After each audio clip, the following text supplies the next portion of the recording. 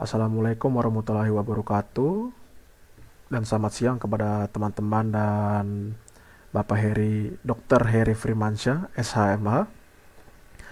Perkenalkan, nama saya Konstantius Mario Valentino Mbaling dengan NIM 205220291.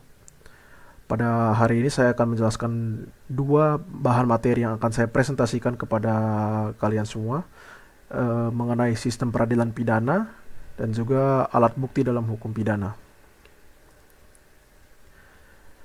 Untuk mengetahui lebih dalam, tentunya kita akan membahas terlebih dahulu apa itu sistem peradilan pidana. Sistem peradilan pidana adalah bagian dari sistem hukum yang berkaitan dengan penegakan hukum terhadap pelanggaran pidana atau kejahatan. Sistem ini memiliki beberapa komponen utama dan prinsip-prinsip yang mengatur bagaimana kasus-kasus pidana ditangani oleh negara. Berikut adalah beberapa poin penting mengenai sistem peradilan perdana. Yang pertama adalah hukum pidana sendiri. Sistem pengadilan pidana didasarkan dalam hukum pidana, yaitu peraturan hukum yang mengatur perilaku yang dianggap sebagai tindakan kejahatan dan pelanggaran pidana. Hukum pidana menetapkan apa yang dianggap sebagai tindakan kriminal, jenis-jenis kejahatan, serta sanksi atau hukuman yang dapat diberikan kepada pelaku kejahatan. Lalu yang kedua ada penegakan hukum.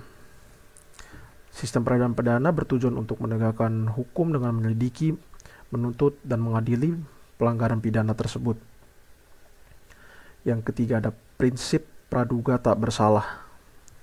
Sistem peradilan pidana didasarkan pada prinsip bahwa setiap terdakwa dianggap tidak bersalah hingga terbukti bersalah melalui proses pengadilan yang adil.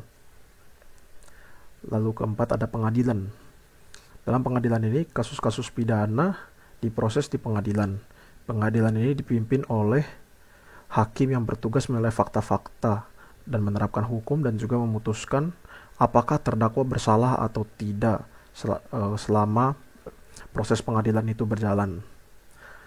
Lalu kelima ada hak warga negara. Dalam hak warga negara ini, sistem peradilan pidana memberikan hak warga kepada negara untuk diproses secara adil dan terbuka. Terdakwa memiliki hak untuk didampingi oleh pengacara untuk tidak memberikan kesaksian yang dapat membahayakan dirinya sendiri, dan untuk menghadirkan saksi-saksi untuk membela diri. Lalu yang keenam itu ada sanksi pidana. Dalam sanksi pidana ini, jika terdakwa dinyatakan bersalah, sistem peradilan pidana menetapkan sanksi atau hukuman yang sesuai. Sanksi tersebut bisa berupa denda, hukuman penjara, atau tindakan rehabilitasi.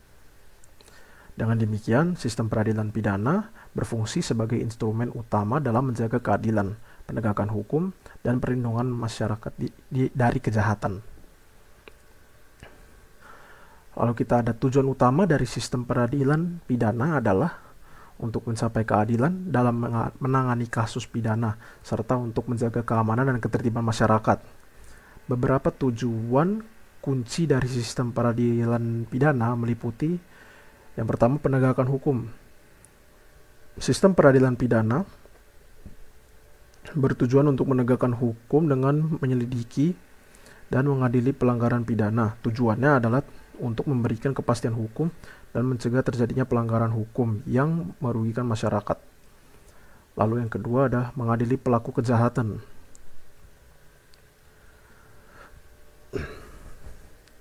Sistem peradilan pidana mempunyai tujuan untuk mengadili mereka yang diduga melakukan tindakan pidana melalui proses pengadilan yang adil.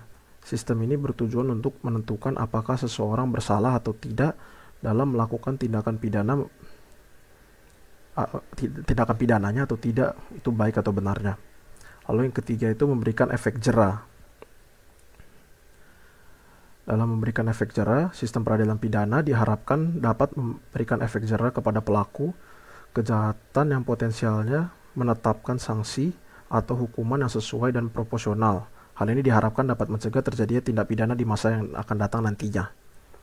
Lalu yang keempat itu ada melindungi masyarakat. Salah satu tujuan utama sistem peradilan pidana di dalam bagian melindungi masyarakat ini itu dengan menegakkan hukum dan memberlakukan sanksi terhadap pelanggar hukum pidana yang berlaku. Sistem ini berupaya untuk menciptakan lingkungan yang aman dan damai bagi seluruh warga negara. Lalu yang kelima ada memberikan keadilan. Sistem peradilan pidana bertujuan untuk memberikan keadilan kepada semua pihak yang terlibat dalam proses hukum, termasuk terdakwa, korban, dan masyarakat secara umum.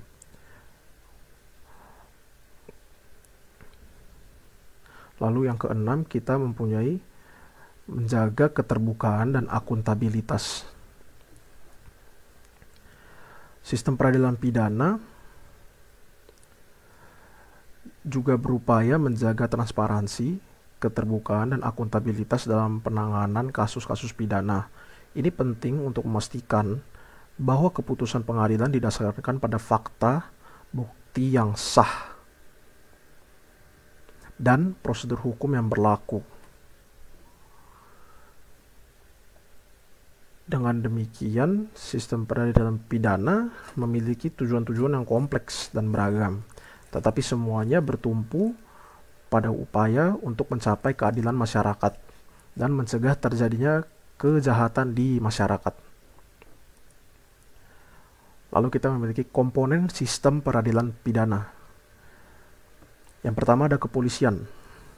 Kepolisian bertanggung jawab untuk melakukan penyelidikan dan penangkapan terhadap pelaku tindak pidana. Mereka merupakan garda terdepan dalam menegakkan hukum dan menjaga keamanan di dalam masyarakat. Lalu kedua ada kejaksaan. Kejaksaan memiliki peran penting dalam proses peradilan pidana. Mereka bertugas untuk menuntut pelaku tindak pidana tersebut di pengadilan dan memastikan bahwa keadilan tersebut telah ditegakkan dengan baik dan aman. Lalu ketiga ada pengadilan. Pengadilan merupakan lembaga yang memutuskan sengketa hukum dan menjatuhkan hukuman kepada pelaku tindak pidana yang terbukti bersalah. Mereka bertugas untuk memastikan bahwa proses peradilan pidana tersebut berjalan dengan adil dan sesuai dengan hukum yang berlaku di negara kita. Lalu yang terakhir adalah lembaga pemasyarakatan. Lembaga pemasyarakatan bertanggung jawab untuk menjalankan hukuman yang telah dijatuhkan oleh pengadilan. Mereka berperan dalam rehabilitasi dan resosialisasi pelaku tindak pidana agar dapat dikembalikan menjadi anggota masyarakat yang produktif. Komponen-komponen sistem peradilan pidana ini sangat penting dalam sistem peradilan pidana yang berlaku dalam negara kita ini, dengan tujuan untuk menegakkan kembali masyarakat kita yang telah melakukan tindakan pidana tersebut agar kembali ke jalan-jalan yang baik. Lalu kita memiliki asas-asas dalam sistem peradilan pidana. Yang pertama ada asas legalitas. Asas legalitas itu sistem peradilan pidana hanya dapat beroperasi jika didasarkan pada landasan hukum yang tertulis. Artinya, suatu perkara hanya dapat ditangani jika terdapat aturan hukum yang telah dibuat sebelumnya dan telah dilanggar. Lalu ada asas kelayakan atau kegunaan. Sistem peradilan pidana harus seimbang antara hasil yang diharapkan dengan biaya yang dikeluarkan. Dalam beroperasinya, sistem ini harus memberikan manfaat yang lebih besar daripada kerugian yang ditimbulkan. Lalu ada asas prioritas. Asas prioritas ini merupakan sistem peradilan pidana harus mempertimbangkan aktivitas-aktivitas yang menjadi kebutuhan mendesak nantinya. Lalu ada yang keempat, ada asas proporsionalitas. Asas proporsionalitas ini merupakan sistem peradilan pidana harus didasarkan pada proporsionalitas antara kepentingan masyarakat, negara, pelaku tindak pidana, dan juga korban. Penerapan hukum haruslah beralasan dan memenuhi sasaran yang diinginkan. Lalu yang kelima, kita memiliki asas subsidiar. Sistem peradilan pidana merupakan alternatif kedua dalam menanggulangi kejahatan.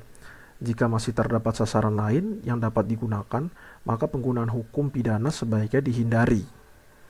Lalu yang keenam ada asas kesamaan di depan hukum, atau yang biasa dapat dipanggil equality before the law. Setiap orang harus diperlakukan sama di mata hukum. Tidak ada pilih kasih. Semua orang memiliki hak yang sama dalam penyelesaian permasalahan hukum. Lalu kita telah memasuki materi kedua, yaitu alat bukti dalam hukum pidana.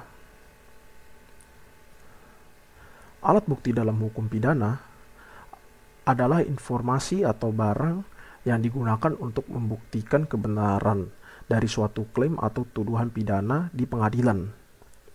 Alat bukti ini sangat penting dalam proses peradilan karena digunakan untuk menentukan apakah terdakwa bersalah atau tidak. Semua alat bukti tersebut harus dipertimbangkan secara hati-hati dan sesuai dengan prosedur hukum yang berlaku. Penggunaan alat bukti yang sah dan akurat itu sangat-sangat penting untuk memastikan keadilan dalam proses peradilan pidana. Dapat saya jelaskan lebih dalam lagi bahwa pentingnya adanya alat bukti dalam hukum pidana ini merupakan salah satu faktor yang dapat menjaga keseimbangan dalam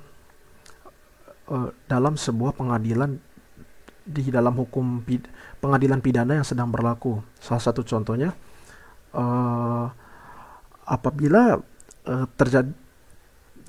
terjadi sebuah kasus pembunuhan dan di mana salah satu kasus pembunuhan itu telah dilempar kepada orang yang tidak bersalah, maka di situ alat bukti berperan sangat penting untuk membuktikan bahwa orang yang tidak bersalah tetap tidak bersalah, dan orang yang bersalah dapat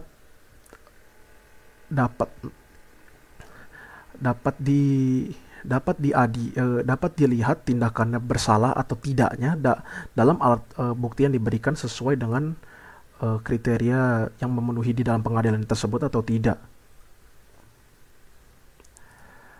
Beberapa slide ke depan saya akan menjelaskan beberapa alat bukti yang telah saya pelajari seluruhnya dalam memahami materi tentang alat bukti ini.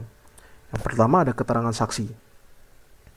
Keterangan saksi sendiri adalah salah satu alat bukti dalam perkara pidana yang berupa keterangan dari saksi mengenai suatu peristiwa pidana yang ia dengar sendiri, ia lihat sendiri, dan ia alami sendiri dengan menyebut alasan dari pengetahuannya itu.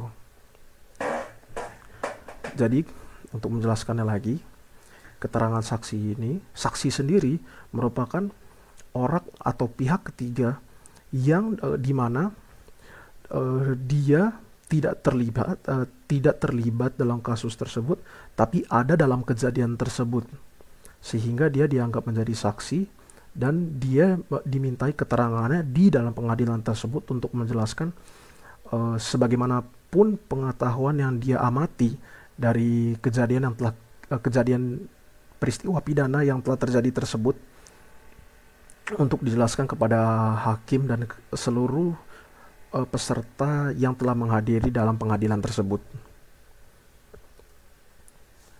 Lalu yang kedua ada keterangan ahli. Yang dimaksud dengan keterangan ahli ialah keterangan yang diberikan oleh seseorang yang dianggap memiliki keahlian khusus tentang masalah yang diperlukan penjelasannya dalam suatu perkara yang sedang diperiksa. Hal tersebut nantinya agar perkara yang sedang diperiksa menjadi terang dan jelas. Ini dijelaskan dalam pasal 1 angka 28 Undang-Undang Nomor 1 Tahun 1981 tentang hukum acara pidana. Dalam KUHP, Kitab Undang-Undang, menyebutkan bahwa keterangan ahli adalah keterangan yang diberikan oleh seseorang yang memiliki keahlian khusus tentang hal yang diperlukan untuk membuat terang suatu perkara pidana guna kepentingan pemeriksaan. Lalu yang ketiga ada surat. Yang dimaksud dengan surat sebagai alat bukti yang sah menurut undang-undang adalah surat yang dibuat atas sumpah jabatan atau surat yang dikuatkan dengan sumpah, atau dengan kata lain alat bukti surat yang mempunyai kekuatan pembuktian yang berkualitas adalah semua surat yang dikeluarkan oleh pejabat yang berwenang atau ditunjuk untuk membuat surat tersebut. Di era modern sekarang, teknologi informasi telah berkembang maju di mana manusia juga bisa membuat surat elektronik. Adapun khusus mengenai surel sebagai alat bukti yang sah telah diatur dalam peraturan perundang-undangan tersendiri. Dan yang terakhir, kita memiliki keterangan terdakwa. Mengenai keterangan terdakwa, Kitab Undang-Undang Hukum Acara Pidana KUHP pasal 189 telah menyebutkan bahwa keterangan terdakwa ialah apa terdakwa nyatakan di sidang pengadilan tentang perbuatan yang ia lakukan atau yang ia ketahui sendiri atau alami sendiri.